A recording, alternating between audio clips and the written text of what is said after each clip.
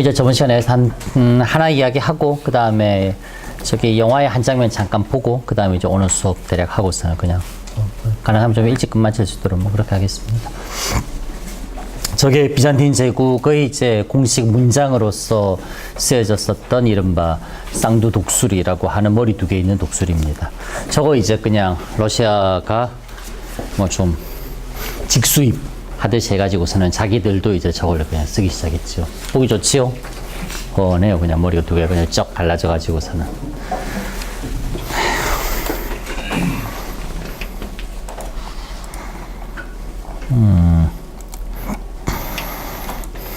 가지고 왔나?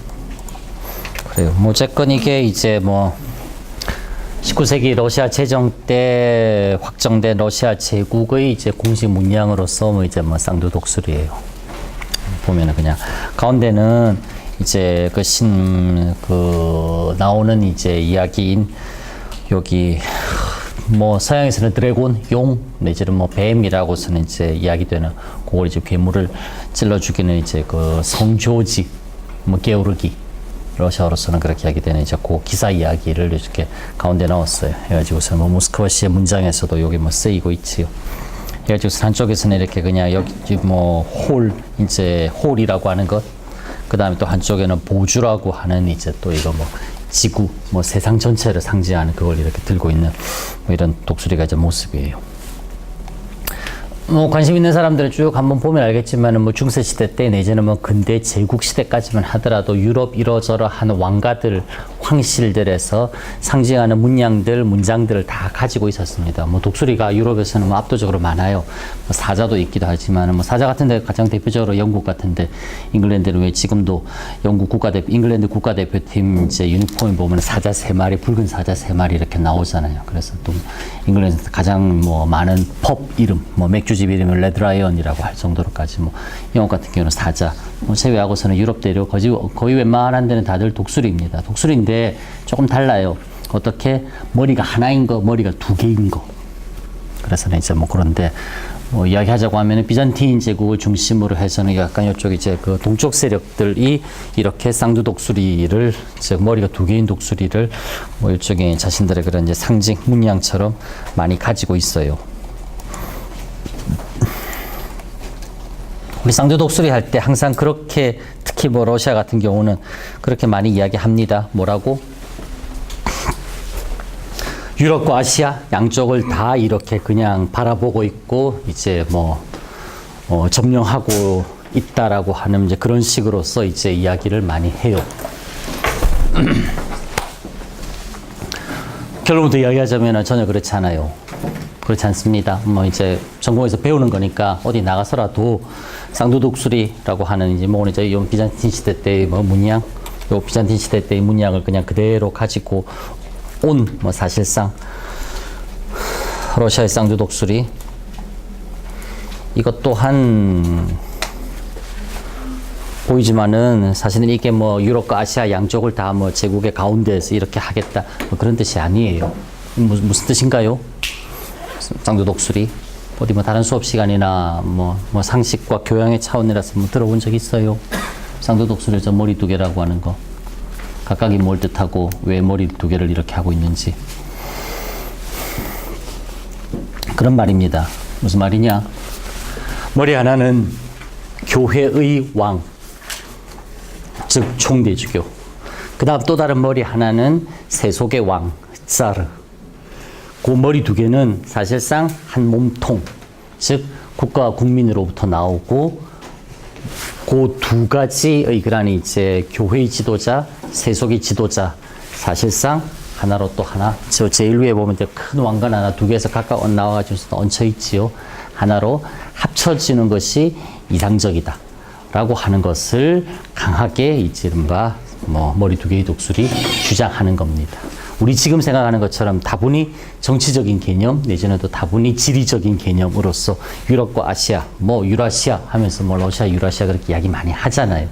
그냥 그런 걸 많이 그냥 접하고 노출되어 있고 그런 것을 그냥 많이 이렇게 하다 보니까 그냥 어느 순간인가 슬쩍 자기도 모르게 유럽도 아시아도 다 뭐 중간에서 그냥 장악하겠다라고 하는 뭐 원래 약간 러시아 욕심 많으니까 좀 팽창하려고 했었으니까 옆에 나라들 많이 좀 침범했으니까 뭐 그냥 러시아를 전공이라 해가지고 굳이 그냥 옹호하거나 두둔하거나 변호하는 그런 게 아니라 아예 그냥 사실 자체가 그것과 달라요. 그런 지금의 상황으로서 해석할 수 있는 그런 게 아니라 시당초 비잔틴 제국에서부터도 사실 쌍두독술이라고 하는 것은 교회의 지도자, 세속의 지도자 두 지도자는 사실상 이제 한 국가를 이루는 이른바 한 국가라는 몸통에서의 두 머리이다라고 하는 것을 비잔틴에서도 이야기했던 것, 러시아에서도 역시 마찬가지로 한 몸통으로부터 교회의 지도자, 세속의 지도자는 결국은 같은 몸통을 이른바 뿌리로 삼고 있고 그것이 이상적으로 결합된 형태, 그게 가장 뭐 아이디얼한 뭐 상황이다라고 하는 것을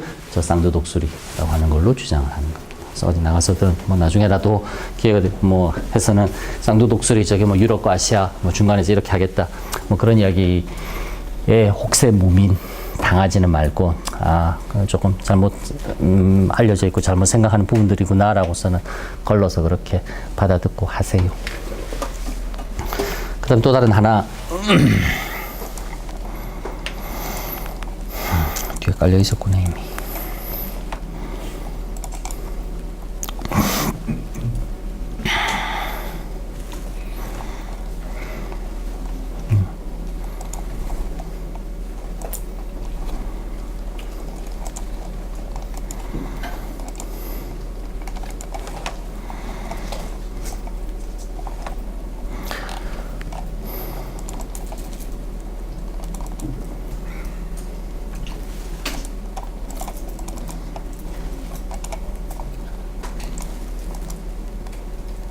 소리 또 안 나온다.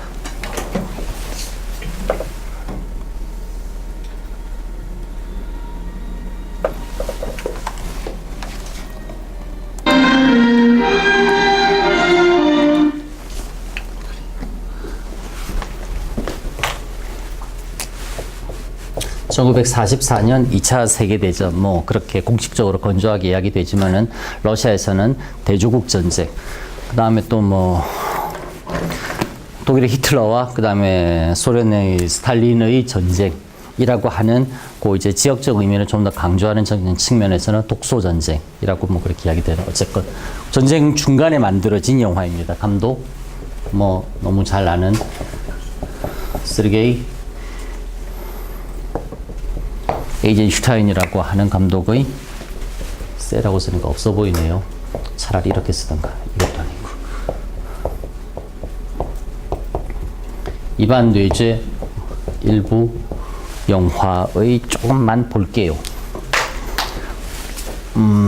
앞에도 약간 나오는데 전에 우리 알렉산드르 넵스키라고 하는 노브고로트의 공부 이야기하면서 얼어붙은 호수 위에서 한편에서는 이제 동쪽에서는 이제 몽고 타타르 침략해 올 때, 또 한편에서는 이제 튜튼 기사단이라고 하는 뭐 이른바 게르만 로마 가톨릭 기사단들이 침입해 왔었고, 뭐 그때 이제 알렉산드르 넵스키가 이겨냈었다라고 하는 이야기 뭐 잠깐 했었지요. 그러면서는 뭐 그거 그냥 2차 대전 하고서는 싹 그냥 오버랩 시켜가지고서는 1242년, 1942년, 700년 차이 나는데 어쨌건 뭐 이제 칼을 들고서 이 땅을 침범하는 자 그 칼로 망하리라 뭐 이런 이제 그 알렉산더 니엡스키의 생애전에 나오는 한 구절 뽑아가지고서는 밑에 이렇게 깔려있는 포스터 같은 것들 보여주면서 이제 그냥 뭐 러시아 땅을 침입하는 뭐 외부의 세력들, 뭐 그들에게 어쨌건 러시아는 한 번도 뭐 굴복한 적이 없다, 뭐 이런 것들 2차 세계대전 중에도 막 약간 민족적인 프로파간다처럼 이야기해서 뭐 이제 막 널리 활용했었다라고 하는 뭐 그런 이야기 들은 기억나지요?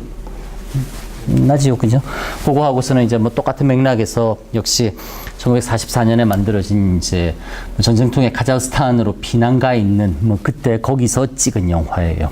그랬는데도 뭐 이제 요 보는 이제 이반 뇌제, 뭐 우리 지금 하고 있는 이제 16세기 모스크바 대공국을 사실상 이제 완성한 그 이반 뇌제의 이 즉위, 젊은 즉위 1547년 뭐 본인은 한 불과 한 14, 5살 되었을 때 그때부터 시작해가지고서는 이제 그냥 생애를 이반 뇌제의 생애를 뭐 1부, 2부, 3부로 나누어서는 이제 3부작처럼 찍으려고 하다가 1부 흑백으로 찍고 2부 칼라로 시도했는데 스탈린 마음에 안 들어가지고서는 중단 지시받고 3부는 아예 시도도 못했었던 뭐 그러한 작품인데 어쨌건 일부입니다. 스탈린 마음에 안 들었다 보니 이제 영화는 아주 잘 찍어졌어요. 전쟁 중에 피난 가 있는 와중에 저런 정도로 영화를 찍었나라고 생각한다고 하면은 정말 잘 찍은 영화입니다.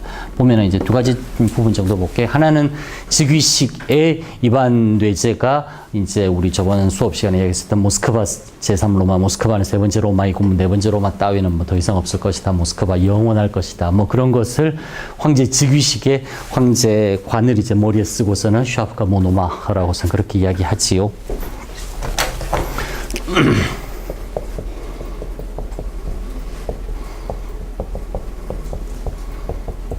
모노마흐의 이제 샤프가라고서는 모노마흐라고 하는 거 블라디미르 모노마흐라고 키예프 루스 시대 때의 뭐 12세기 초에 그런 이제 뭐 키예프 중심으로 이렇게 팽창하는데 결정적인 역할을 할 강력한 이제 공후입니다. 하여튼 뭐 그때 만들어졌다라고 하는 카더라에 가까운 전설이 내려오는 뭐 사실상 이제 뭐 타타르 지배 시기에 만들어진 건데 뭐 그냥 억지로 좀 끌어올리듯이 해가지고서는 키예프 루스 시대 때하고서는 연결시켰었던 뭐 그런 건데 어쨌든 이제 황제 츠ar의 그 관을 받고 한 손에는 아까 우리 이제 쌍두독수리에서 봤었던 이제 호를 쥐고 또 한 손에는 보주를 손에 들고서 그냥 모스크바 대공고의 츠ar로서 즉위하는 즉위식 날 머리 관 딱 쓰자마자 아주 야심차게 이제 내가 츠ar가 되었으니 어떻게 뭐 정책들 어떤 정책을 어떻게 편하게 놀아라고 하는 것을 그냥 아주 그냥 이렇게 그냥 뭐 정말 그냥 취임 연설처럼 이렇게 오늘날 개념으로 생각하자면 그렇게 하는 말 중에서 모스크바가 뭐 세 번째 로마이고 네 번째 로마 따위는 더 이상 없다라고 하는 그런 이야기를 합니다. 실제로 이반 그로즈느이가 그런 말을 했는지 안 했는지는 당연히 몰라요. 연대기에는 이반 그로즈느이가 그런 말을 했다라고 기록이 되어 있지만은 사실상 그것 또한 약간은 이제 좀 불분명스럽고 의심스러운 게 후대의 누군가가 뭐 얼마든지 그렇게 그냥 개작했었을 수도 있는 문제이기 때문에 뭐 전적으로 신뢰한다라고 하는 것은 조금은 생각하기는 살짝은 어렵습니다.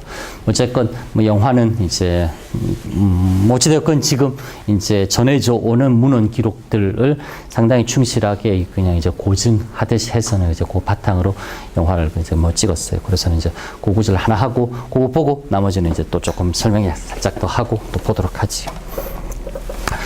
여기 마침 여기 딱 끝나 있는데 나페라드를 해가지고선 저기 촬영 기사라고 뭐 러시아에서는 그렇게 이야기할 수 있습니다. 오퍼레이터 뭐 그냥 딱 그냥 그 단어 가져온 건데 요 에두아르드 티세라고 하는 사람 이름 정도는 뭐 영화에 조금 관심이 있거나 하면은 살짝 기억은 해놓으세요. 에두아르드 티세라고서는 저기 나와 있지요. 해가지고서 저 사람이 에이젠슈타인하고서는 짝을 이루어서 오랫동안 작업을 같이 한 에이젠슈타인의 오른팔과도 같은 촬영 기사예요. 해가지고서는 이제 감독은 물론 에이젠슈타인이 하지만은 에이젠슈타인의 의도를 가장 잘 파악하고 또 이제 가장 호흡이 잘 맞았고 가장 함께 한 작업으로서 이제 높은 성과를 보여주었었던 뭐 그런 촬영 기사가 지금 두 번째 나오는 에두아르드 티세라고 하는 사람입니다.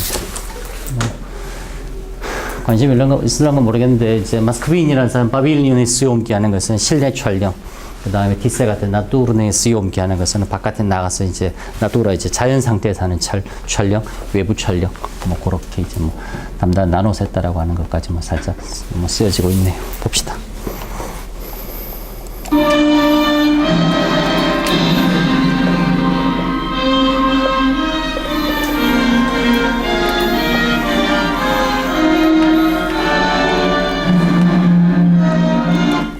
이반 그로즈의 역으로 나오는 배우 이름이 지금 보이는 거죠. 니콜라이 체르카소프라고 하는 사람이에요. 키 크고 그냥 좀 상당히 카리스마 있게 생겼어요. 그래서는 이 역으로 물론 그 이전에도 뭐 뛰어난 배우였었지만 여기서 이제 이반 뇌제 역을 워낙 인상 깊게 소화해내고 또 이제 스탈린의 절대적인 신임 지지를 받으면서 그냥 소비에트 시대 때 뭐 러시아 역사, 러시아 민족에 관한 영화들에서는 그냥 늘 주인공으로 나오는 나중에 이제 알렉산드르 네프스키에 관한 영화도 또 찍었습니다. 그때도 이제 알렉산드르 네프스키 역으로 나오기도 하고 그랬었던 사람이에요.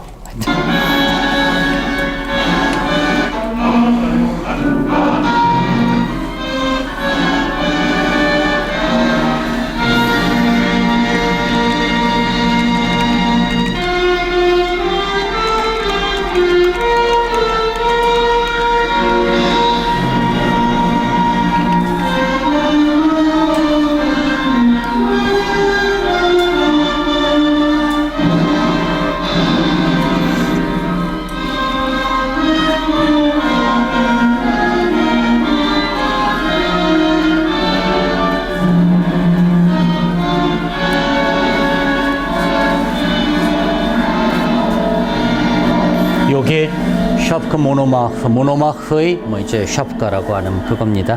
지금 배경 종소리 나오는 게 러시아에서 보면은 지나갔네. 주기경 모스크바에 있는 이제 성모승천 대성당.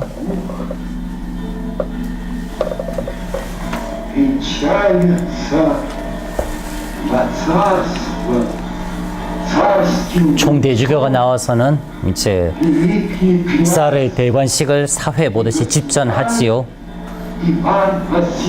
이반 그로즈네이.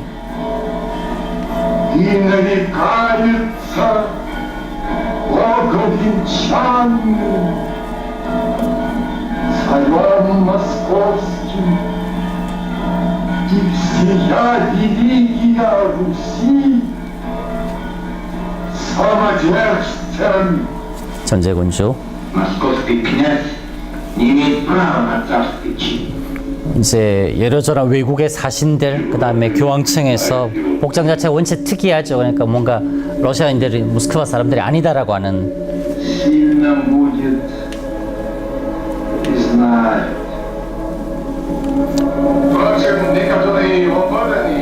발음 자체도 그냥 아주 특이하게 그냥 외국인이다 느낌 팍 줍니다.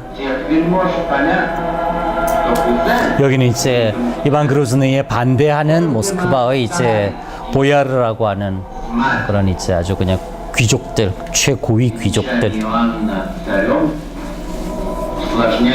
사촌이에요. 약간 지능 떨어지는. 아까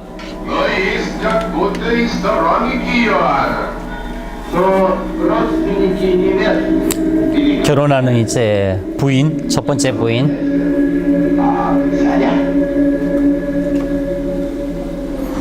이제 요 장인 가문, 처가 가문이 이제 어쨌건 뭐 이제 사돈을 맺은 셈이니까 많이 도와줍니다. 여기 바탕에 그려져 있는 이제 요 흰 비둘기는 성령의 상징으로서 뭐 그렇게 많이 받아들여졌었다.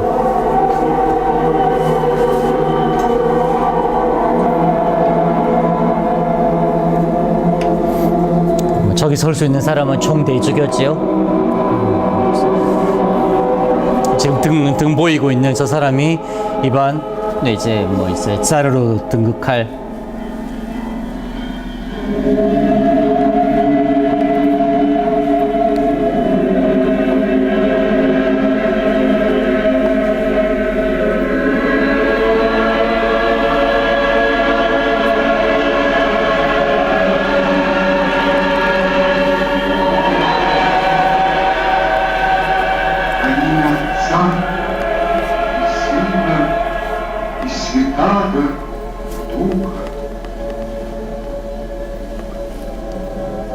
자기 아들을 이제 저 자리에 앉히지 못하는 저런 장면 상당히 상징적이면 자기가 그냥 받아갖고 쓰는 걸로 영화 지금 보여주잖아요. 총대주교가 씌워주는 게 아니라 관 받아서는 진짜 총대주교가 젊은 이제 황태자의 머리에 씌워주는 게 아니라 자기 손이잖아요. 받아가지고 자기가 자기 머리 쓰잖아요. 쓰고 난 뒤에는 공중위에 이제 저 또 이렇게 뭐냐 딱 여기서 일부러 화면을 끊잖아요. 끊어가지고서는 이제 요 쓰는 뭐 상징이라 할 수 있는 이제 황제 권력의 상징이라고 할 수 있는 이제 이 관만 보여주잖아요. 뭐 그런 것들 뭐 그냥 뭐 어떤 앵글에서 어디를 보여주고 처리할 것인가 뭐 당연히 한 장면 한 장면이 그냥 모든 게 다 그냥 범상하게 여길 수 없을 그냥 많은 의미들을 다 품고 있어요. 어쨌건 그리고선 지금 주는 게 호울이라고 하는 이른바 뭐 지휘할 때 이제 지휘봉처럼 쓸 수 있는 저거는 이제 영어 보고선 번역해 갖고서는 뭐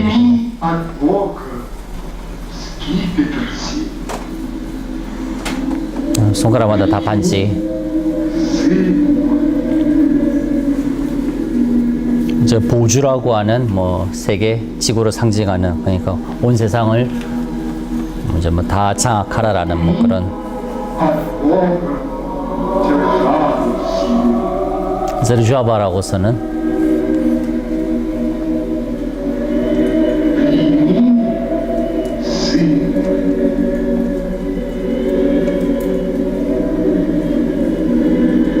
이때까지 정면 모습 안 보여줬어요.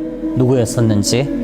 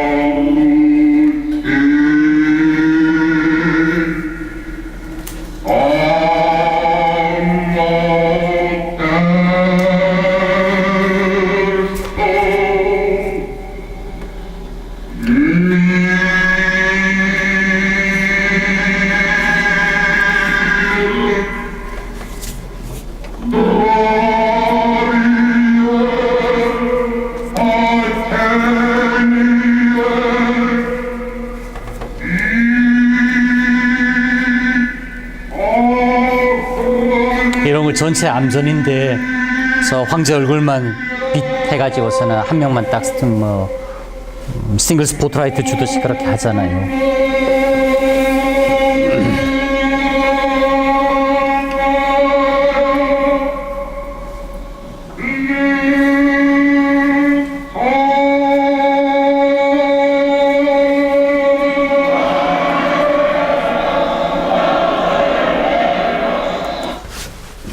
뭐 이제 그냥 뭐 이제 모스크바 대공국의 그런 이제 뭐 강성함, 부유함을 상징하다시피 하는 이제 뭐 황금 동전들, 금화들을 그냥 밑도 끝도 없이 쏟아붓습니다. 이렇게 쏟아붓는데 이 두 사람이 다 뭐 중요한 인물들이에요. 여기는 안드레이 쿠릅스키라고 하는 이반 그로즈네하고 어렸을 때보다 가장 가까웠었던 친구예요. 그래가지고서는 본인도 이제 뭐 그렇는데 어쨌건 이제 안드레이 쿠룹스키라고 하는 친구고, 이 친구가 나중에 배신 아닌 배신을 하게 됩니다. 그래가지고서는 서로 막 편지질 하면서 네가 잘했네, 네가 잘못했네 하고서는 막 그렇게 그냥 아주 그냥 내용은 상당히 격렬한데 겉으로는 그래도 오랜 친구 사이였었으니까 최소한은 지켜가면서, 그러나 이제 아주 그냥 신랄하게 이제 비틀어가지고서는 이제 꼬우는 그런 편지들을 그냥 몇 통을 그냥 주고받고 합니다. 마지막에 결국 러시아 돌아오지 못하고 그냥 저기 뭐 그 당시 리보니아라고 말했었던 거, 오늘날 리투아니아 하는 그 땅에서 그냥 죽습니다. 안드레이 쿠룹스키라고 하는 이제 제일 친한 친구 한 명이고, 여기도 역시 제일 친한 친구예요. 그래서는 이제 피오도르 콜레이초프라고 하는 친구인데, 이 사람은 나중에 전에 기억나나요? 잠깐 봤었던 슬로베츠키 수도원이라고 러시아 되게 북쪽에 거기 그냥 있죠. 이렇게 있었던 그 수도 원장으로서 가게 됩니다. 가가지고서는 이제 그 수도원을 그냥 오늘날의 모습의 수도원으로서 이렇게 그냥 명실상부하게 그냥 수도원을 수도원답게 짓는데 가장 큰 역할을 하고, 이반 그로즈네가 어려울 때마다 이제 그냥 도와주는 뭐 그런 역할들을 합니다. 그러면서는 이제 말년에는 이반 그로즈네가 이제 뭐 자신에게 반대하는 정치적인 반대자들을 그 멀고 추운 이제 수도원에 보내서 일종의 감옥처럼 활용하는데, 뭐 그때도 기꺼이 그냥 친구이자 황제인 이제 부탁을 도와주는, 뭐 들어주는 뭐 이제 그런 역할을 합니다. 그래, 하여튼 뭐 그렇습니다. 저기 정도까지 하고 그 다음에 이제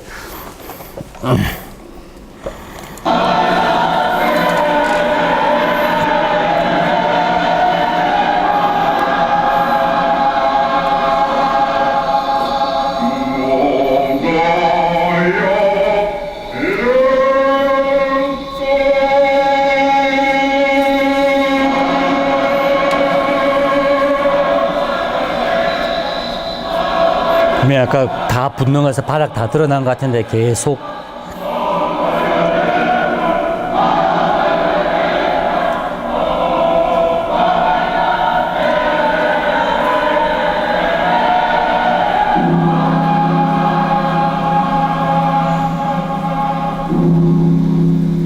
그래 뭐 합창단들의 코러스 속에 의식이 아주 장중하게 끝이 났고,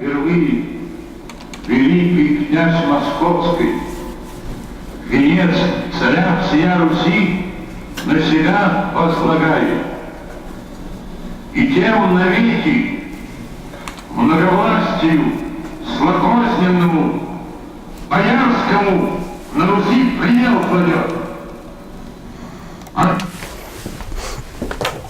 사악한 귀족들이라고 할 때 이제 뭐 사실은 그 이제 아까 약간 이제 그 조금 지능 떨어지는 이제 그 아들을 쌀의 자리에 앉히려고 했었던 자기 고모가 됩니다. 되는데 그 이제 여자예요. 생겨는 거의 뭐 구별 안 가지만은. 그래서는 사실상 이때 모스크바 대공국의 자르라고는 말했었지만은 입지는 되게 불안했던 것이 이러저러한 몇몇 아주 유력한 가문들 이제 세습을 하면서 러시아 전역에 아주 넓은 그런 이제 비옥한 토지를 가지고 있었고, 그 다음에 또 그걸 인해 가지고서는 그냥 각자 사병이라고 하는 자기 군대를 심지어는 가지고 있었을 정도의 그런 이제 대귀족들.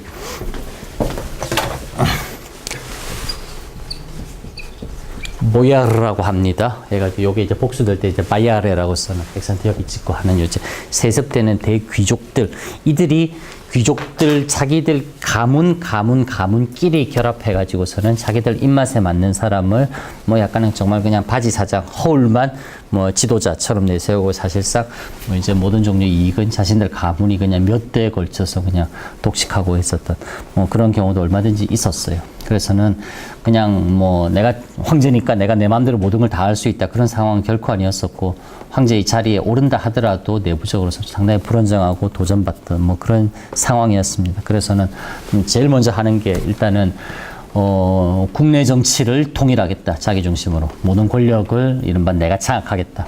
딴 것도 아니고서는 수많은 외국 사신들 어쨌건 비관적으로 보고 조롱하듯이 잘 되나 한번 보자, 뭐 이런 의미에서 왔건 외국 사신들을 비롯한 종교 지도자들 수많은 사람들이 모인 그 자리에서 이제 내뱉는 첫 이제 일성이 국내 정치 사르 중심으로 통합하겠다. 저항할 생각하지 마라. 라고 하는 일종의 선전포고처럼 그렇게 들리는 셈이지요.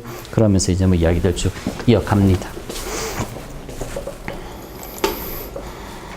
Ныне русской земле единый быть. на боярскую власть. 그러니까 이제 뭐 아마도 귀족의 힘을 대표하는 사람. Но дабы русскую землю в единой длани держать, сила нужна. А посему отныне учреждаем мы войско, служивое, стрелецкое, постоянное.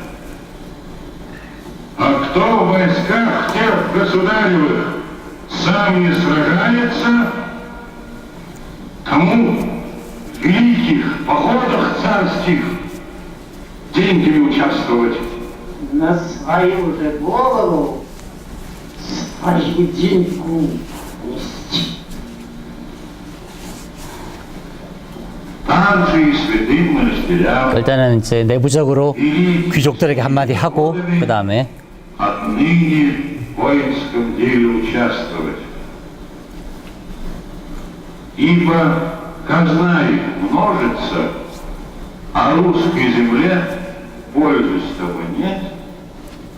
Нужна сильная власть, дабы гнуть хребты тем, кто единству державы российской противится. 계속 이야기하는 게 강한 국가, 이제 통일된 국가, 단결된 국가.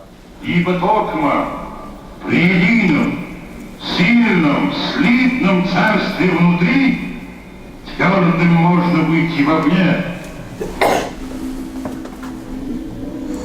그래서는 이제 뭐 나중에 또 나오지만은 뭐 사이 언급은 안 되지만 16세기만 하더라도 수도원들이 어렸을 때는 뭐 이제 타타르의 지배로부터 이제 러시아인들을 좀 지켜내는 데는 수도원이 상당한 정신적인 힘이 되었지만은 뭐 다 그렇지만은 시간이 지나고 비대해지면서는 수도원이 이른바 모든 아주 많은 이제 그런 이제 면세 혜택, 뭐 특권 등을 가지면서는 수도원이 아주 많이 비대해지고 부유해졌어요.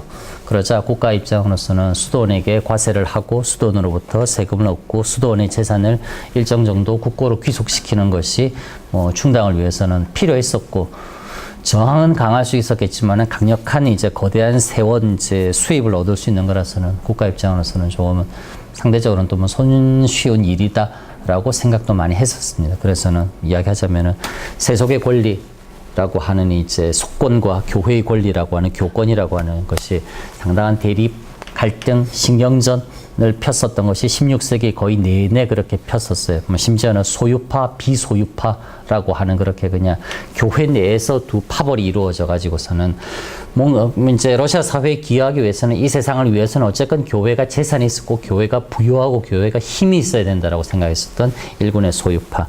그 다음에 또 어떤 사람들은 당연히 아니다. 교회는 진실로 그리스도의 가르침을 따른다고 하면은 교회가 먼저 내려놓아야 되고 교회가 오히려 가지려고 하면은 그 욕심으로 교회는 무너질 것이다. 교회가 가장 먼저 이른바 헐벗어야 된다라고 이제 주장하면서 교회가 재산을 오히려 그냥 이렇게 내려놓아야 된다라고 저는 주장하는 그런 비소유파라고 하는 이제 움직임도 생겨났어요. 그래서 16세기 때는 소유파, 비소유파의 그냥 이렇게 대립도 있었는데, 어쨌든 그거는 이제 교회 내부에서의 대립이었고, 교회 전체와 세속의 권력으로서의 대립. 이라고 할 만한 것은 저렇게 이제 황제가 교회의 그냥 거대한 재산 일부를 가져오려고 하는 그러한 이제 신경전은 처음 저렇게 등장할 때부터 있었습니다. 저렇게 해가지고선 국내 정치는 이제 귀족들 연합, 너네들 생각하지 마라. 이제 짤을 중심으로 뭉쳐야 된다. 우리 짤에게 복종해야 된다. 다음에 정규군 창설하겠고 정규군 창설 유지의 비용은 귀족들 너네들이 내놓아야 된다.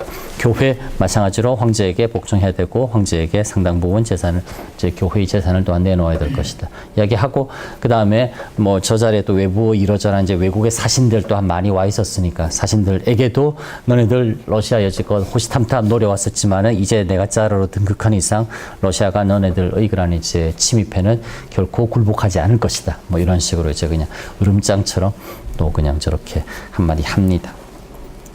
Но что же наша отчизна, как не тело, по локти и колени отрубленное?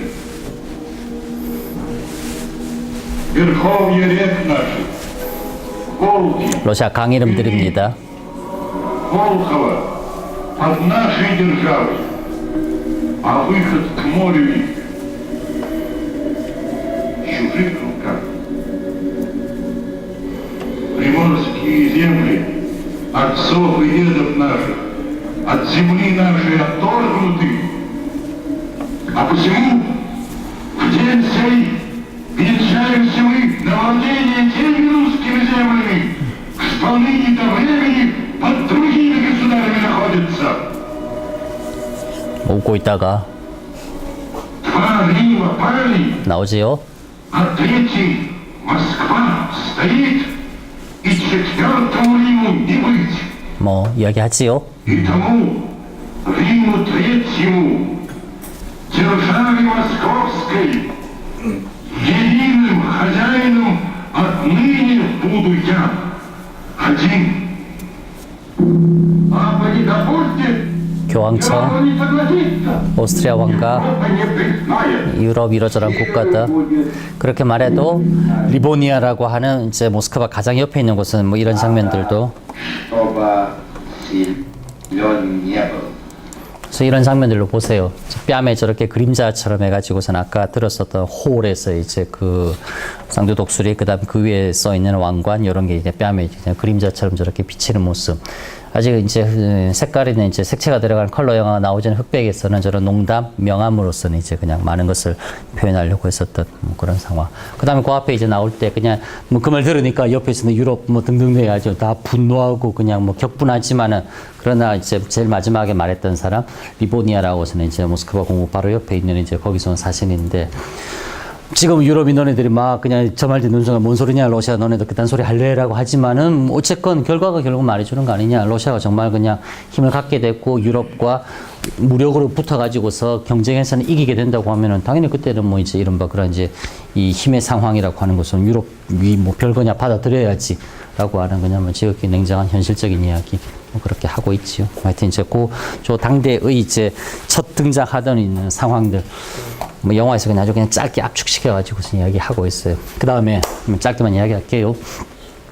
지금 영화에서 이렇게 저렇게 이야기되는 많은 상황들이 2차 세계대전이 진행 중이던 그 상황하고 아주 절묘하게 역시 또한 마찬가지로 오버랩되고 있었던 상황이었어요. 즉 무슨 말이냐.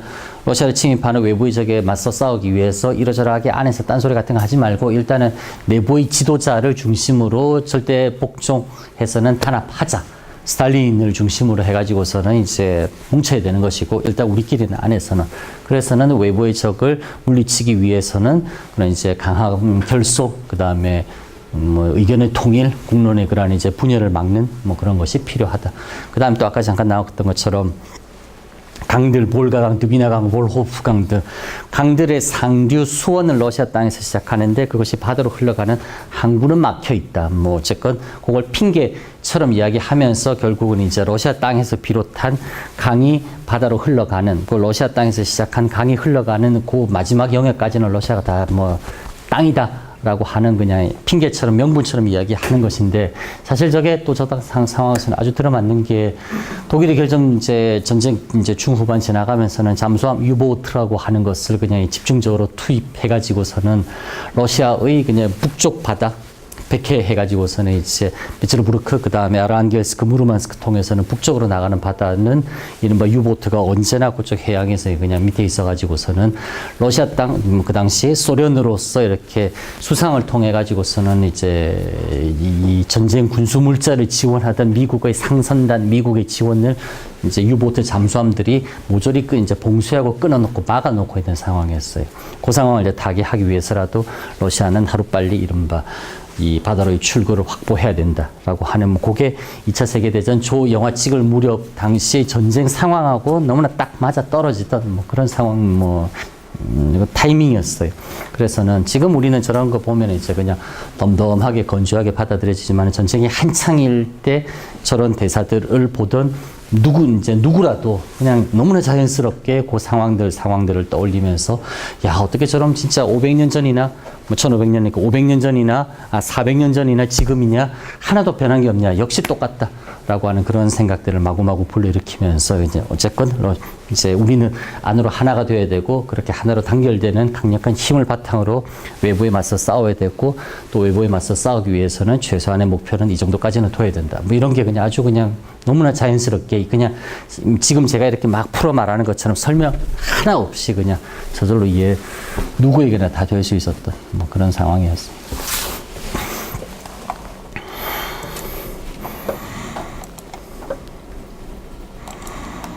День Симеона Богоприимца, свадьба назначена. Учиним же свадьбу всему хозяину. 영화에서는 이렇게 하고서는 이제 곧 이제 결혼식이 이어지는 이제 그 장면으로 넘어갑니다. 결혼식이 이어지는 장면으로 넘어가고, 그 다음 결혼식이 한창일 때, 아까 이제 저기 고모가 이제, 그래 뭐 독재자의 결혼식에 내가 뭐 훌륭한 선물 하나 주지, 뭐 준비하지, 뭐 그렇게 이야기 하잖아요. 결혼식에 맞춰가지고서는 이제, 일으킨 모스크바에서 사람들의 폭동이 일어납니다. 그래서 폭동이 일어나고 그 폭동을 주도했었던 몇몇 무리가 사전에 다 짰지만은 허술한 크렘린의 경비를 뚫고 이제 결혼식이 벌어지고 있는 짤의 연회장으로까지 난입을 합니다.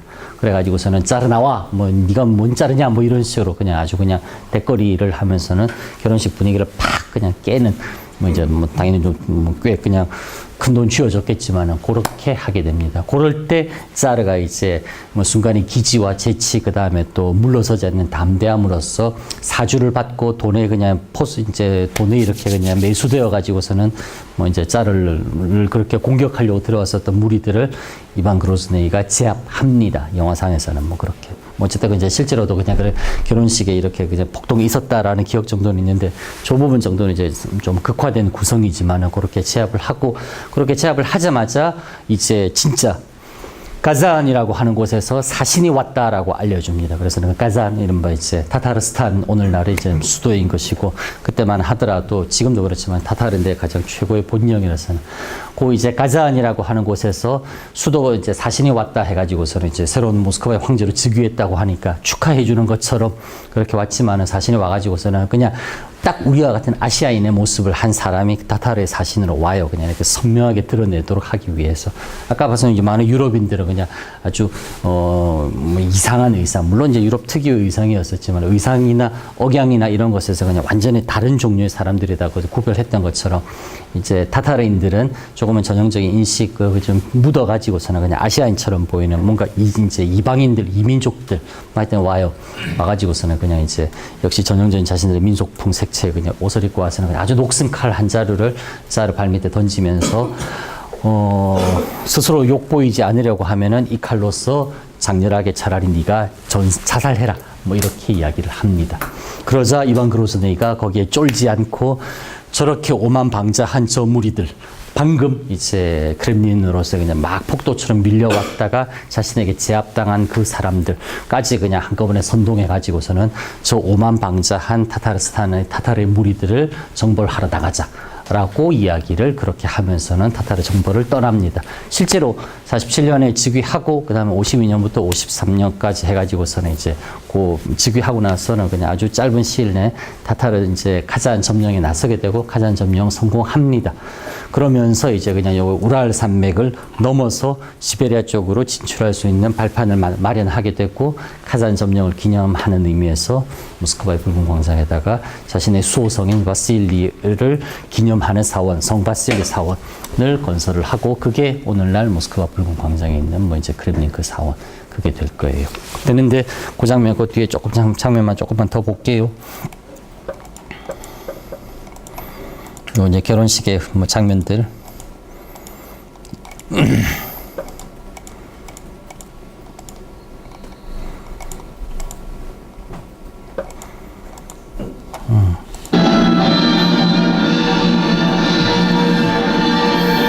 Казань, Москва дружбу рвет.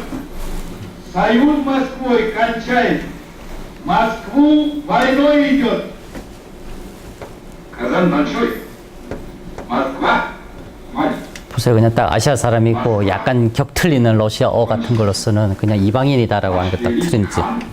한. Подарок доставит. Русский царь. Позорный вид. Русский царь. Сам себя качает. 그래요. Видит Бог. Не хотели мы. 이런 게 이제 그 2차 대전 벌인 20세기 상황하고도 많이 그냥 연관을 시킵니다. 무리한 뭐 외국의 무리들이 Безнаказанно смел торгаться на земли державы Московской. И нож сей тех пронзит, кто руку на Москву поднял. Навсегда с Казанью покончим. 나왔습니다. Сами на Казань пойдем. На Казань! 요게 들어왔었던 이제 무리 선동하던 무리였어요. 이제 얼떨결에 그냥 황제에게 그 이전에 감화되어 있었던 더라. Казань маленький, Москва большой. На Казань!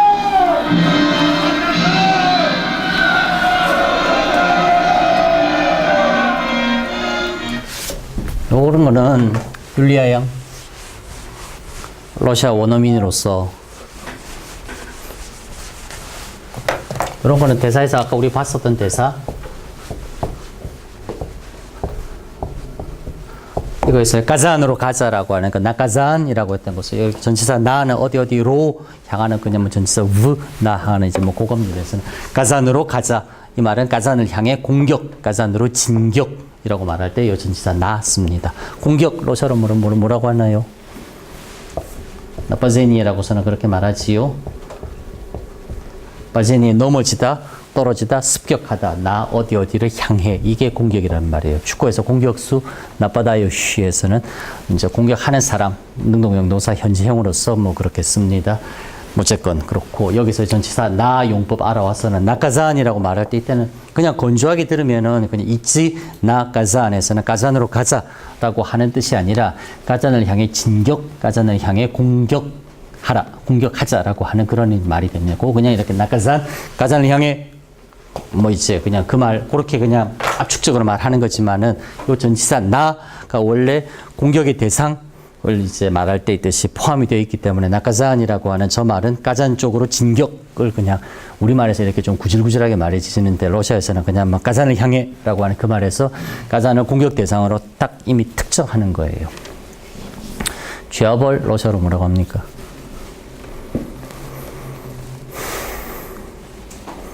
프레스토플레니에 이 벌 러시아로 뭐라고 해요?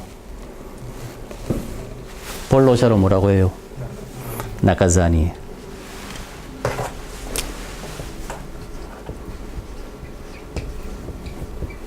나가자니. 나카자니의 보통 명사로서 벌이라는 말이에요. 나카자니야, 벌 주다. 그게 가잔이라고 하는 도시로 향해 진격이라고 하는 이 나카잔이라고 하는 가잔을 향해 진격이라고 하는 고유명사 도시 이름으로서 진격이라고 하는 이 말과 벌이라고 하는 러시아 보통 명사 이거하고 음성적으로 같아요. 맞아요, 율리아 양. 나카잔이라고 하는 말을 들을 때 나카자니에라고 하는 이게 러시아 사람들은 당연히 머릿속에 떠오를 거 아니겠어요. 소리가 뭐 거의 같은 소리인 거니까. 그러니까요. 나카자니에. 아, 그래요. 뭐 뒤에는 나카자니에. 나카자니에. 아, 요게 하나 없어져야 되지요. 나카자니에. 뭐 어쨌건 이렇게 하면은 나카자니에 벌이라고 하는 것과 가잔을 향해 진격이라고 하는 거 사실상 같이 들립니다. 똑같이 들리다시피 할 정도예요. 이런 건 이제 음성적인 뭐 약간은 그러한 이제 유희처럼 느껴질 만한 것까지도 사실상은 이제 뭐 영화 속에 녹아 들어가 있다는 말이에요. 그래서는 이제 뭐 저렇게 그냥 황제의 결혼식에 무례하게 와가지고서는 녹슨칼 꺼내놓으면서는 차라리 이 녹슨칼로서 네가 자살하는 것 그게 모욕 없이 생을 마감할 수 있는 우리 입장에서는 너에게 자비를 지금 베푸는 거다. 뭐 이런 식으로 나오는 이제 사신에 대해서 러시아가 대답할 수 있는 것은 그래 너네들 그렇게 나온다고 하면 우리가 이거는 사실상 선전포고나 다름없으니 우리가 너네들을 향해 이른바 원정을 떠나주마 하면서는 옆에 있던 뭐 그냥 모스크바의 많은 사람들이 그냥 황제의 말에 그냥 찬동해 가지고서는 서로 앞장서는 것 러시아 민중들 정복자가 지배자가 자신의 개인적인 야욕으로서 이제 많은 국민들을 희생시켜 가면서 아주 그냥 힘들게 동원해서 떠나는 이제 원정이 아니라 국민들 스스로가 원하는 이렇게 우리 러시아를 전체를 모욕하는 저런 이제 사악한 무리들이 있나 저런 것들은 이른바 우리 모두가 응징해야 된다 뭐 이런 이제 생각으로서 할 수 있도록 뭐 이제 영화에서 또 뭐 그렇게 구성이 되고 있어요. 하여튼 16세기라고 하는 시기, 이반 그로즈니, 이반 뇌제라고 하는 사람에 의해서 모스크바 대공국이 완성되어 가던 시기, 뭐 러시아 역사에 있어서는 충분히 생각할 만한 뭐 그런 이제 많은 것들이 오가는 뭐 그런 상황이에요. 뭐 여기까지 보면은 될 것 같습니다. 사실 이 영화를 수업 시간에 다 볼까 싶었는데 90분밖에 안 돼요. 그래서는 그냥 75분 보고 그 다음에 나머지 15분은 파일 보내줘가지고서 여러분들 집에서 각자 보고 오세요라고 이야기하고 그 다음 날 이제 뭐 수업에서 그냥 같이 좀 이야기하면 되는데 이번 학기는 앞에서 약간 너무 많이 좀 어물돼 가지고서는 뭐 그렇게 하기는 힘들 것 같아요. 프린트 나와 있는 거 잠깐 보고 이제 오늘 수업은 뭐 끝내도록 하겠습니다.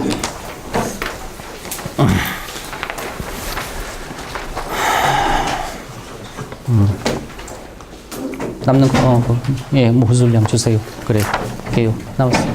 그래. 손 어쩌다가.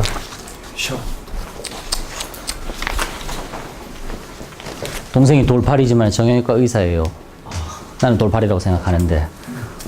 어쨌건 나중에라도 필요하면은 이야기하세요. 자, 볼게요. 모스크바 시대 300년의 문학과 사회라고 그렇게 나와 있지요. 그래가지고서는 뭐 잠깐 이제 훑어보면서 아, 뭐 이런 작품들이 있나 보구나. 뭐 이 작품들 어떤 의미인가. 뭐 이렇게 그냥 대략이나마 뭐 연결 지어가지고서는 살펴보겠습니다. 뭐 처음에도 이야기했던 것 같습니다. 키예프 루스 시대 때 뭐 대략 한 300년 정도, 첫 300년. 강의 계획안에 그렇게 나와 있어요. 그 다음에 모스크바 시대 때는 그 뒤의 300년. 그 다음에 17세기라고 하는 세기는 뭐 거기까지 뭐, 통상 뭐 누구나 러시아 문학에서는 중세 문학, 뭐 고대 러시아 문학 그렇게 분류하지만은 뭐 이제 거기까지를 이제 그냥 고대라고 하는 이제 뭐 근대 이전의 시기로서는 분류됩니다. 그때 그 17세기 100년 하면서는 이렇게 그냥 중세 정도 마감할 수 있을 테고 그 다음은 18세기 표트르 대제에 의한 서구화 개혁 이후 뭐 좀 근대화되던 그 시기 그리고 그 시기의 문학. 그 다음에 19세기 넘어오면서는 세기 초반의 낭만주의, 세기 중반의 자연파, 세기 후반의 리얼리즘. 그 다음에 세기 말의 이러저러한 모더니즘적인 경향 하면서 20세기로 넘어가고 혁명 지나고 나서는 이제 사회주의 성립관계, 사회주의 문학 뭐 그렇게 이야기 될 수 있을 것 같아요. 하여튼 오늘은 이제 그 모스크바 공국시대, 모스크바 대공국시대 이른바 이제 두 번째 300년이라고 할 수 있을 그때를 뭐 간략하게나마 살펴보겠습니다. 크게 1, 2로 나누었어요.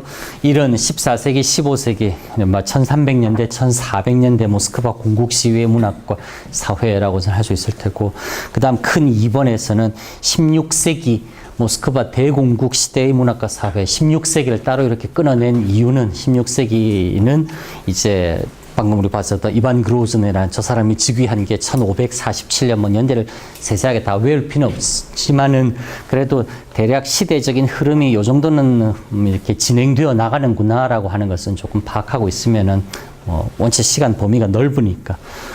이제 1547년 이반 그로즈네이가 즉위해서는 1584년 자연사 할 때까지 그로즈네이가 통치했었던 시기, 그 다음에 이반 그로즈네이가 즉위하기 전까지 자신의 아버지였었던 와실리 3세가 다스리던 시기, 그 16세기가 오늘날 모스크바의 사실상 모든 부분이 형성된, 완성된 이제 중앙 집권화된 권력이라고 하는 것이 완성이 되고, 또한 그런 중앙 집권화된 권력이 실제로 작동했었던 그러한 이제 시기로서 16세기는 조금 이렇게 따로 떼어가지고서는 생각할 수 있을 것 같아요. 그래서는 16세기를 차라리 따로 떼기 위해서 16세기 앞은 그냥 16세기 이전 해가지고서는 좀 뭉수리하지만은 그렇게 해도 큰 문제는 없습니다.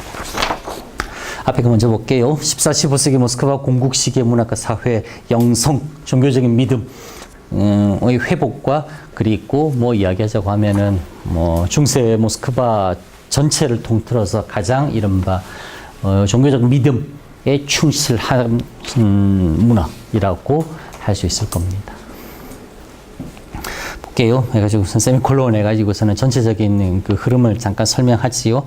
타타르의 지배와 대비되는 자신들의 러시아인들로서 우리는 타타르인데 저들과 다르다라고 하는 정체성을 확립하고 그것을 보존하기 위해선 너무나 자연스럽게 러시아 종교라고 하는, 러시아 정교라고 하는 자신들의 종교에 의지하고 거기에서부터 시작하고, 그게 결국은 마지막 목적이 될 수밖에 없었던 그런 조금은 당연한 상황이기도 했었습니다. 여기하고 또 맞물려 가지고서는 1380년 쿨리코보라고 하는 모스크바 남쪽 벌판에서 벌어진 타타르인들에 대한 첫 번째 이제 대규모 승리, 그리고 그 승리를 칭송하기 위해서 승리를 예언하고 축성한 성인들에 대한 칭송 나오지요. 타타르에 대한 승리를 칭송하기 위해 승리를 예언하고, 그 다음에 그 승리를 이제 기원해준 성인들에 대한 칭송, 그걸 그 밑에 있는 자돈시취나라고서는 적혀 있지요. 그 밑에 있는 세르게이 라도네주의 세르게이 성자전이라고 하는 부분, 거기다가 쭉 갖다 긁어 붙여 넣으세요. 즉 라도네주라고 하는 곧 출신의 세르게이라고 하는 성인에 대한 그 성인의 일생을 적은 이 세르게이 성자전에서 이 세르게이가 바로 1380년 쿨리코보 벌판으로 모스크바의 공후 드미트리가 이제 연합군을 형성해서 이제 출발하기 앞서 이제 루스인들의 아들들 승리는 바로 우리들에게 있을 것이니 모든 것을 그냥 맡기고 담대하게 나아가 싸우라 라고서는 그렇게 축성을 해준 성인이 바로 이 세르게이라고 하는 사람이에요. 그리고 이 세르게이라는 사람이 지난 시간에 얼핏 보았었던 모스크바에서 그닥 멀리지 않은 세르게이 파사트라고 하는 곳에 큰 수도원이 있다고 했을 때 그 수도원을 이제 건립 시작한 사람이 바로 이 세르게이라고 하는 지금 이 사람이에요. 하여튼 시작해 그 외 다른 여러 성인들의 이야기를 이러저러한 성자전으로서 남겼습니다. 그러한 이러저러한 남겨진 이제 세르게이 성인 말고 또 다른 사람으로서는 예피판이라고 하는 이제 현재 예피판이의 성자가 있고, 그 다음에 또 페름 출신의 스테판이라고 하는 성인에 대한 이야기도 남아 있습니다.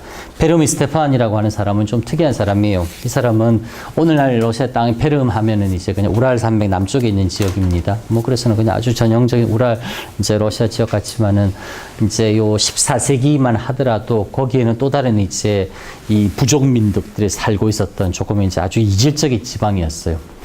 결정적으로 이때 이 사람들은 거의 외부와 단절되다시피 해가지고서는 이제 자신들의 문자도 없던 그냥 구호만 존재하던 그런 상황이었어요.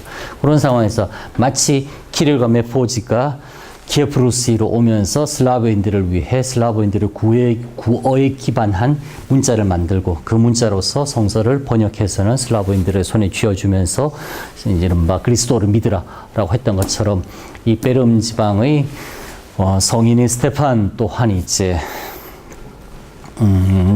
아직 이제 거의 조금 이제 야만족의 형태로 살아가던 사람들을 위해 그들의 말에서 기반한 이제 그들의 언어 문자를 만들고 그 문자로서 성서를 번역해서는 전해주면서는 고지방 사람들을 포교했었던 뭐 그런 인물이에요.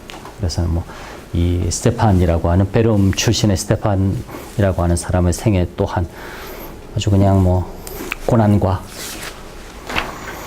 영성이 가득 차 있는 뭐 그런 인물이고 뭐 그런 인물이다 보니 당연히 이제 그 사람의 생애를 남겨가지고서는 읽으면서 뭐 감동받고 감화하고 영적으로 충만해지고 뭐 너무나 뭐 조금은 예상할 수 있을 정도 뭐 자연스러운 뭐 그런 모습이라 합니다. 또한 조금씩 세력을 되찾아가는 모스크바 공국의 반영으로 외부 세계와의 적극적인 교류로 지리적 확대에 나서는 모습 또한 뭐 투영되고 있어요. 그거는 그 밑에 보이는 제일 마지막에 보이는 아파나시 니키틴의 세 바다 너머로의 여행이라고 하는 책이 있습니다. 하주니에자 브리모리아라고 되어 있는데 뭐 이제 그 당시 모스크바에서 이렇게 강타고서는 이른바 이 백해 쪽으로 흘러나가서는 거기서부터 빙그르르 대서양 돌고 남아프리카 희망봉 돌아서는 태평양 돌고 인도양까지 건너서는 오늘날 인도까지 이른바 무역을 하러 1400년대에 트웰이라고 하는 곳 출신의 상인 아파나시 니키진이라고 하는 인물이 그렇게 이제 뭐 비즈니스 여행을 다녀왔어요. 그렇게 다녀오면서 자기가 여행하는 도중에 남긴 기록들, 그 다음에 이제 간 인도에서 본 아주 이국적인 그러한 광경들, 풍물들, 그 다음에 또 돌아오는 길에 무사하게 여행이 끝나기를 바라는 마음, 도착했을 때 신의 가호로서 결국은 이제 뭐 고향 땅에까지 이제 그냥 무사하게 저 바다를 몇 번이나 건너오게 되어서 감사를 드린다. 뭐 이런 내용으로 남겨져 있는 기록, 이제 여행기가 이제 세 바다 너머 여행기라고 하는 뭐 이런 겁니다. 그래서 뭐 러시아인들 또한 어느 정도 이렇게 그냥 저 외부 세계를 찾아서는 뭐 매우 제한적이긴 했었지만은 그런 이제 출구를 통해 가지고서는 외부 세계를 이제 다녀왔었던 그런 기록들 남아 있습니다. 뭐 약간 비교를 하자고 하면은 키예프 루스 시대 때는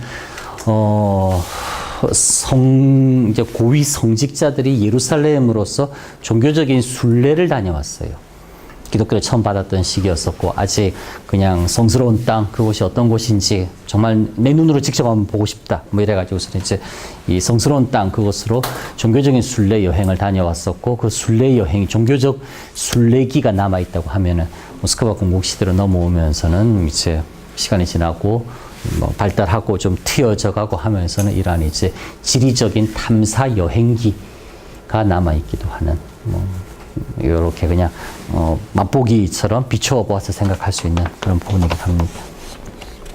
그리고 쿠리코보 벌판의 승리를 과거 키예프 루스 시대 초원의 유목민들과의 접전을 그린 이글의 원정기의 리바이벌을 시도한 자돈슈나가 있다라고서는 그렇게 나오지요. 자돈슈나 옆에다가 그렇게 써놓으세요. 돈강 이야기. 돈강 너머의 무엇이라고 하는 뜻을 뭐 러시아로서는 이렇게 너머라고 할 때 전치사고 돈 이제 고유명사로서 강 이름, 쉬나는 그냥 러시아에서 이렇게 전미사처럼 이렇게 붙는 거 있지요. 오블로프 쉬나 하면서 그냥 오블로프 기질 뭐 이렇게 그냥 붙는. 그래서 자돈 쉬나 했을 때 동강 너머 이야기. 보통 그렇게 말하면 그냥 우리말처럼 풀어 쓰기도 하고 아니면 러시아로 말하는 제목 그냥 그대로 자돈 쉬나라고 해서 이렇게 가져와서 말하기도 합니다. 이런 자돈 쉬나를 보면서 이제 전에도 이야기했었던 이 글의 원정기 뭐 진짜니 가짜니 하는 이 글이는 원정기 그런 이제 진위 여부 논쟁에서 뭐 한편으로서는 상당한 이제 이 증거 자료처럼 그렇게 활용하기도 합니다. 즉 자돈 쉬나는 어느 정도 뚜렷하게 요때 쓰여졌다, 요때 처음으로 작품이라고 작품의 형태로서 만들어졌다라고 하는 연대가 남아있거든요. 그 자돈신화에 남아있는 표현들 보면은 이 글의 원전기를 제대로 이해하지 못하고 오히려 뜻을 거꾸로 이해하고서는 쓴다든지 자기 딴에는 이 글의 원전기에 나오는 좋은 구절이다 싶은 것들 따와가지고서는 애써 나름 자기 것 모방해 보려고 하는데 그게 되게 어설프거나 아니면 아예 그냥 뜻을 그냥 오히려 더 그냥 뭐 확 깎아 먹어버리는 경우거나 그런 것들이 자돈신화에 이제 많은 구절로서 등장합니다. 이런 걸 보면은 이제 뭐 후대에 쓰여진 건 너무나 명백한 작품이 앞의 작품을 제대로 잘 이해하지 못하고 이렇게 이제 돌려 쓰고 있는 거 보면은 이 글의 원전기라는 작품이 당연히 자돈신화보다 앞에 존재했었다. 다만 자돈신화의 이제 텍스트 만든 사람이 문해력이 원전기의 저자만큼은 아니어가지고서는 수준은 이 정도 나오는 거다. 뭐 그렇게 이야기하면서는 자돈신화라고 하는 작품의 존재로서 역으로 이 글의 원전기의 진본성, 진을 이제 밝히는 뭐 그런 자료처럼도 많이 이용합니다. 물론 이 글의 원전기가 위작이다라고 말하는 사람들의 입장에서는 그걸 거꾸로 또 뒤집어 가지고서는 또 이제 그렇게 이야기를 해요. 자돈신화라고 하는 이제 이런 작품이 있었는데 그걸 이제 보고서는 후대의 누군가가 조금씩 다듬고 바꿔 나가면서는 개량형 버전처럼 이 글의 원전기가 자돈신화보다 나중에 나왔다. 뭐 그렇게 이야기하면서는 이제 이 글의 원전기가 역시 뭐 나중에 최소한 가짜이거나 최소한 나중에 만들어진 뭐 짝퉁 작품이다. 라고서 그렇게 또 이제 뭐 주장을 하기도 합니다. 하여튼 자돈신화라고 하는 것은 이 글의 원전기하고 그냥 많은 부분 그냥 항상 짝으로 그렇게 같이 나옵니다. 그래요. 그렇습니다. 그 다음에 그 뒤에 밑에 참고라고 나와 있지요. 하나 알아둬야 될 것은 그냥 지금 우리는 이제 그냥 21세기에 우리는 그냥 원체 러시아는 모스크바였다라고 하는 것을 아니까 뭐 너무나 당연하게 그냥 모스크바는 처음부터 모스크바인 걸로 생각합니다. 네, 그게 아니라는 말이에요. 모스크바가 연대기에 제일 먼저 언급된 거는 1147년 8월 언제쯤에 이제 연대기에 모스크바라고 하는 도시 이름이 제일 먼저 언급이 됩니다. 하여튼 그러는데 모스크바가 처음부터 지금의 모스크바처럼 아주 그냥 넓었고 강하고 부유했었고 그런 게 아니라 모스크바 또한 처음에는 수많은 도시들 중에 하나에 불과했었는데 그래도 이제 모스크바 강이 그냥 아주 깊숙하게 들어오면서는 내륙 수온이 발달하고 또한 주변은 또 상당한 숲으로 둘러싸여 있어서는 뭐 주변 이러저러한 세력의 침입에서 어느 정도 상당히 좀 보호를 받을 수 있는 입장이었고 하는 그런 몇몇 이제 뭐 지리적인 이유들 많은 상황들이 겹치면서 모스크바가 조금씩 이른바 성장해 나가서는 결국은 오늘의 모스크바에 이르렀다라고 하는 것은 오해하지 말고 좀 이해하자라고 하는 뭐 그런 말이에요. 모스크바가 처음부터 자연스럽게 세력의 중심이 된 것이 아니라 모스크바 키예프-루스이가 넘어질 그 무렵에는 모스크바가 아니라 노브고로드, 트베리, 프스코프, 랴잔, 무롬, 블라지미르 이런 도시들이 이른바 키예프-루스이의 상대적으로 동쪽 부분 즉 오늘날 러시아 영역에서는 이런 도시들이 훨씬 더 이미 강한 도시였거나 부유한 도시였거나 거대한 도시들이었어요.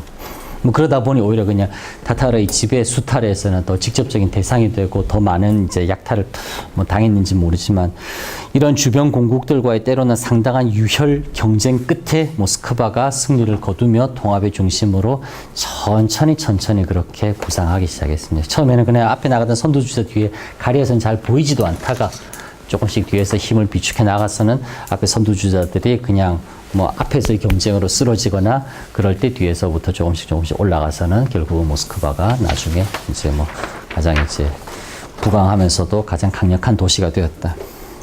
이러고 난 뒤에는 이 부분을 이제 조금 알아둬야 됩니다.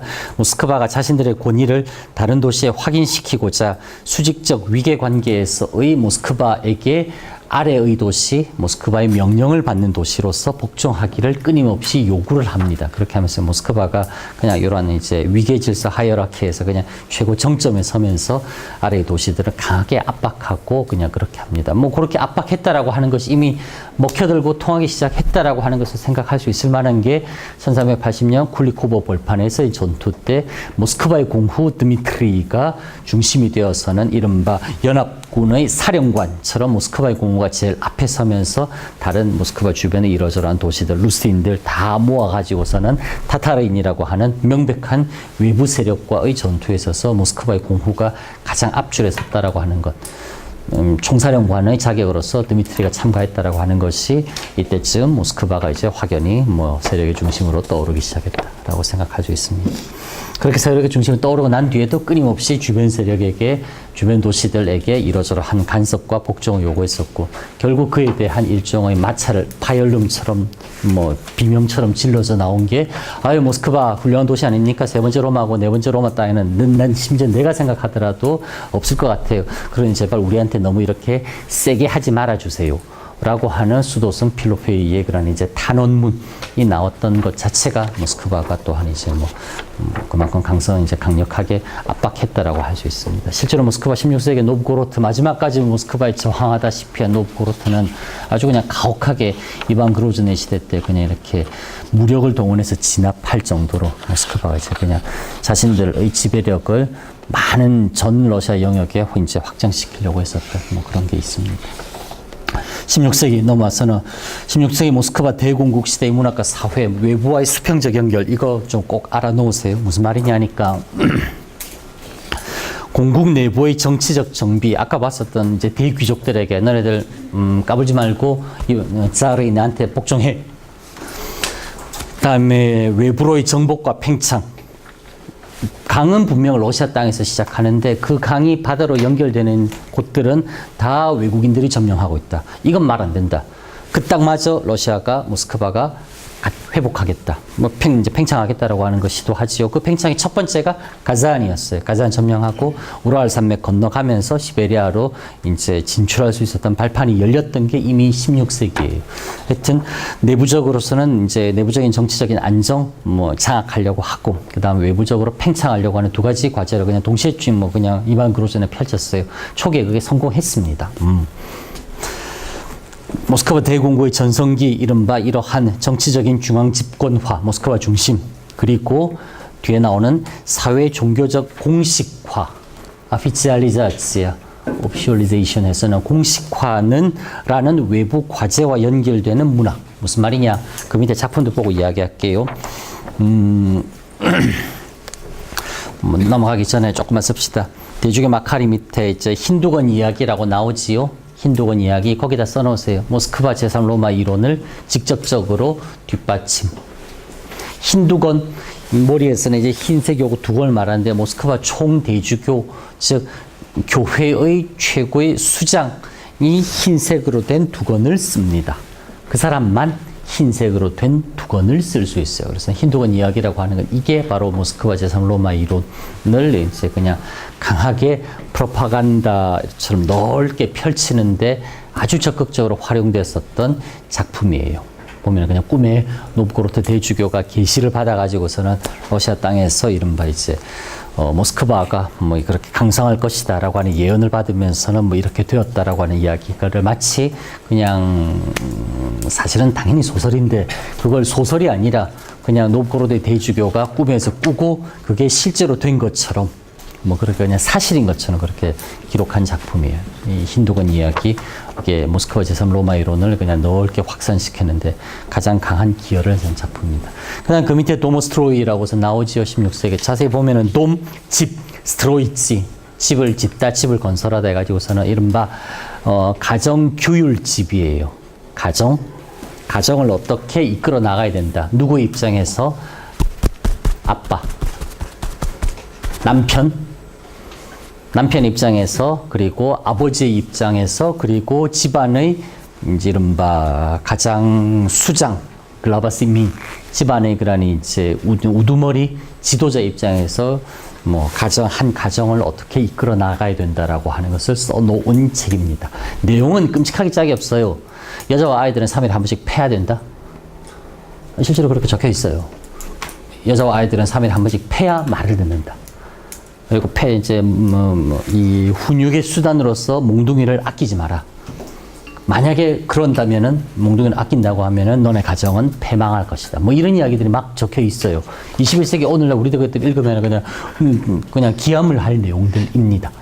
그러나 16세기에는 이게 일종의 사회적 규범이었다라고 하는 것 충분히 생각할 수 있고, 그 다음에 한 가정을 이렇게 꾸려라라고 하는 것까지 작품이 남아 있다라고 하는 것은 한 가정을 건실하게 잘 꾸리는 것이 한 도시가 어느 정도 튼튼하게 자리 잡을 수 있을 테고 그렇게 한 도시가 튼튼하게 자리를 잡아야만 모스크바 러시아 땅 전체가 안정적일 수 있다. 그리고 그러한 러시아 땅 전체의 수장은 다름 아닌 자르가 되는 것이다. 뭐 이런 식의 부분이 전체가 되는 것이고 전체가 부분이 된다라고 하는 것이 서로 왔다 갔다 할 수 있다라고 하는 뭐 그러한 생각에서 비롯한 게 이 도모스트로이라고 하는 작품일 테고 이게 한마디로 가정은 이렇게 꾸려라라고 하는 가정 나름 하는 것은 개인의 선택이거나 느슨하지만은 사회적으로 합의된 관행에 의해서 될 수 있는 부분인데 이렇게 해라 저렇게 해라 저렇게 해라 저렇게 해라 고지래 다 지시사항처럼 적어 놓아 가지고서는 이대로 잘 따르시오라고 하는 것 자체가 이미 한 가정 단위의 생활마저도 이렇게 하는 거다라고 하는 공식을 정하려고 하는 것이지 않느냐라고 그렇게 얼마든지 생각하고 실제로 이야기합니다. 이제 그런 부분들. 그다음 페이지 뒤로 넘겨가 볼게요. 그 다음에 뒤에 넘겨가지고서는 이반 뇌제와 안드레이 쿠룹스키에 대한 서한, 그 밑에 외국어로 그냥 쓴 건 나오지요. 미네이 취했지, 황실 계보, 채색 연대기, 요 세 개 그냥 쑥 다 묶어가지고서는 이런 게 바로 사회적인, 종교적인 공식화라고 하는 외부 과제하고 그 외부 과제를 문학이라고 하는 문자로 쓰여지는 문서에서 해결하기 위해서 문학이 동원된 그러한 이제 가장 강력한 부분이에요. 그래서는 사회적으로 존재하는 이러저러한 과제하고 당대의 사회적 과제, 종교적인 측면, 사회 내부적인 측면, 문화적인 측면 어떤 게 되었건 당대에 존재하는 그러저러한 과제들을 이른바 해결하려고 하는 시도, 문학적 시도, 그게 16세기 문학의 큰 특징입니다. 그래서는 그걸 뭐 많은 학자들이 그냥 소셜 벌티컬 본드라고서는 그렇게 이야기를 많이 합니다. 아, 이거 잘못 썼어요. 소셜 호라이즌털 본드라고 썼어요. 벌티컬이 아니지요. 수평적인 연결. 프린트에 잘못 적혀 있습니다. 호라이즌털 본드라고서는 그렇게 말해야 되죠. 이제 수평적인 그런 이제 연결 관계라는 점에서 수직적이 아니라 그렇게 당대 사회의 과제를 바로 당대의 문학들이 해결해야 된다라고 하는 그런 이제 강한 연관성에서 비롯했다라는 것이 16세기 문학의 큰 특징이라고 말할 수 있어요. 미네이 취했지 같은 경우는 그 옆에다가 조그맣게 씁시다. 9월 1일부터 시작해 미네이 취했지라고 하는 곳에 그렇게 씁시다. 9월 1일부터 시작해 각각의 날짜별로 다양한 성인들의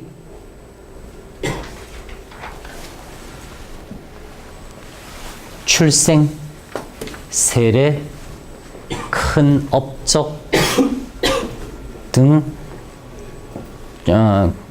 업적, 죽음, 이적, 기적, 사후에 일어나는 종교적인 기적, 이적 등 삶의 중요한 순간들을 기록한 것.